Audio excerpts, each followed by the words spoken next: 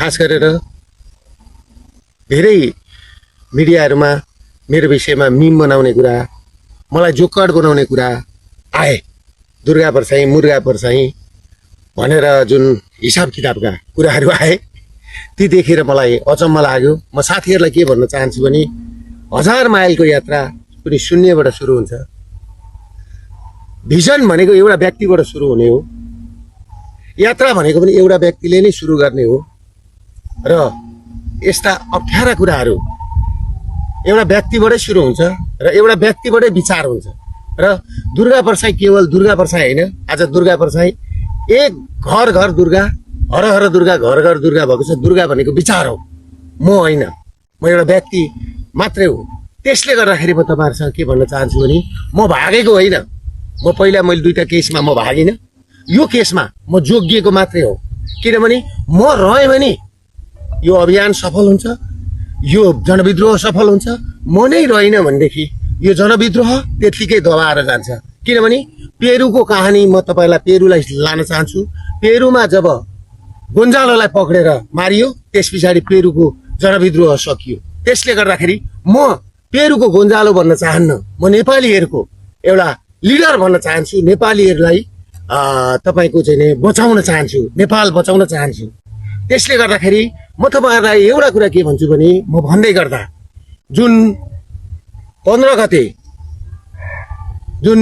गते तपाईँको चाहिँ दुईजना, एकजना पत्रकार समथिङ रगत रजक र एकजना सबिन महर्जनको जुन मृत्यु भयो, त्यसमा म हार्दिक श्रद्धाञ्जली भन्दै उहाँहरूको परिवारलाई पढाउनलाई, उहाँहरूको बच्चाहरूको भविष्यको लागि म दुईटै परिवारलाई 5-5 लाख रुपियाँ दिने घोषणा पनि गर्दछु। म यहाँबाट निस्केर आइसकेपछि म उहाँहरूलाई 5-5 लाख रुपियाँ पैसा, किनभने जसको गोलीले पनि मान्छे मर्नु हुँदैन थियो, मान्छे मरे। हामीले नागरिक बचाउ अभियान सुरु गरेको हो, नेपाली र नेपाललाई बचाउने अभियान सुरु गरेको हो। हामीले मान्छे मराउँ भनेर सुरु गरेको होइन। त्यसले गर्दाखेरि म तपाईँहरूलाई एउटा कुरा के भन्न चाहन्छु भने, त्यो सँगै उहाँहरूलाई 5-5 लाख रुपियाँ घोषणा गर्दै गर्दा सरकारले दिन्छ दिँदैन मलाई थाहा छैन, तर म चाहिँ दिन्छु। र त्यो सँगसँगै म अर्को कुरा के भन्न चाहन्छु भने, म भागेको छैन। मलाई त्यो दिन तपाईँहरूले अहिले सम्पूर्ण भिडियोहरू आइसके, कस्ता कस्ता मान्छेहरूले कहाँबाट घरका छतबाट कसरी ताकेर बसिरहेका छन्। र केही मेन स्ट्रिमका मिडिया, 12 भाइ मिडिया जो युरोपियन युनियनको पैसाबाट चलेका छन्, यिनीहरूको काम हिजोदेखि के भयो भन्दाखेरि युएसआइडी र युरोपियन युनियनको पैसा खाएर देशमा तपाईँको चाहिँ धर्म परिवर्तन गराउने, हिन्दू शब्द हटाउने, धर्म सापेक्ष मुलुकलाई धर्मनिरपेक्ष बनाउने र हिन्दूको विकल्पमा अरू धर्महरू ल्याएर हाम्रो देशलाई नाश गरियो। त्यसले गर्दाखेरि धर्म रक्षते रक्षत भन्छ। धर्मलाई हामीले रक्षा गर्यौँ भने हामीलाई पनि धर्मले रक्षा गर्छ भन्ने युक्कानका साथ म अघि बढेको छु।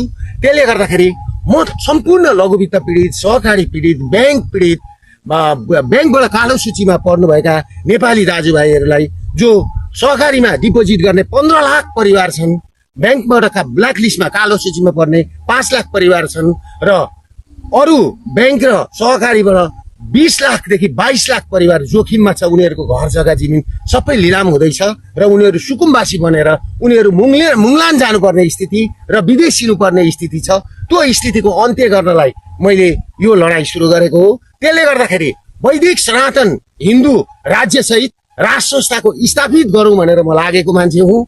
म भाग्न जन्मेको होइन, तर म विवश भएर, किनभनेदेखि प्रचण्ड, केपी ओली दुईजना बसेर अरू एकजना राजावादी हुँ भन्ने पार्टीकै व्यक्ति बसेर म यो भोलि पर्सि सार्वजनिक गरौँला।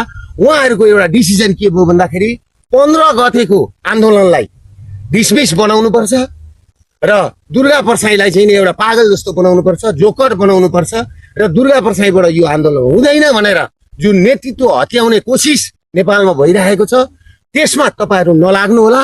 सम्पूर्ण नेपालीहरूलाई के भन्छु भने, अब अरू ऊर्जाका साथ, अरू उमङ्गका साथ, नयाँ भविष्यका साथ, नयाँ योजनाका साथ म आउँदैछु। र म एउटा कुरा के भन्न चाहन्छु भनेदेखि, मेरा वकिलहरू जस्तो ध्रुवलाल श्रेष्ठ, स्वागत नेपाल, टङ्क दुलाल, सुशील पन्त, रमन श्रेष्ठ, तपाईँको चाहिँ डाक्टर सुरेन्द्र भण्डारी, डाक्टर भीमार्जुन आचार्य र मानव अधिकारको रोभरमा हो भनेदेखि म भोलि नै 24 घण्टाभित्रमा उपस्थिति हुन म पुलिस प्रशासन समक्ष आउन म तयार छु। मलाई पुलिसले खोज्नु पर्दैन। काहीँ इन्डिया भागो भनेको छ, काहीँ कहाँ भागो भनेको छ, म कहीँ भागेको छुइनँ। म नेपालमै छु, कुनै ठाउँमा छु र म सार्वजनिक हुन्छु। र म तपाईँलाई के भन्न चाहन्छु भने मेरो जीवनको तपाईँहरू ग्यारेन्टी गर्नुहुन्छ र मानव अधिकार र वकिलहरूको रोभरमा, अघि मैले नाम भनेका वकिलहरूको रोभरमा हो भनेदेखि म 24 घण्टाभित्रमा उपस्थित हुन तयार छु।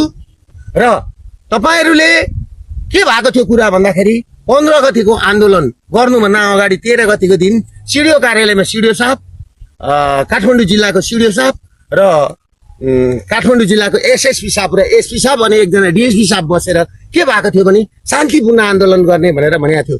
तर हामी स्टेजमै पुग्न नपाइकन हाम्रो र म स्टेजमा पुग्नुभन्दा 15 मिनट अगाडि नै तपाईँको चाहिँ नि घरका छतबाट टियर ग्यास गोली बर्साइए र नेसनल गाना, नेसनल एन्थम जस्तो तपाईँको राष्ट्रिय गान गाउँदै तपाईँको चाहिँ नि त्यहाँ टियर ग्यासहरू खस्न थाले। भनेपछि यो आन्दोलनलाई उग्र बनाउने काम कसले गरेको?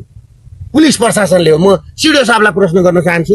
भ्यालीका एसपी साहब, एसएसपी साहबलाई मैले भनेको थियो शान्तिपूर्ण गरौँ, शान्तिपूर्ण गर्ने भनेर मैले भन्दै तपाईँहरूले किन गोली बर्साउनु भयो?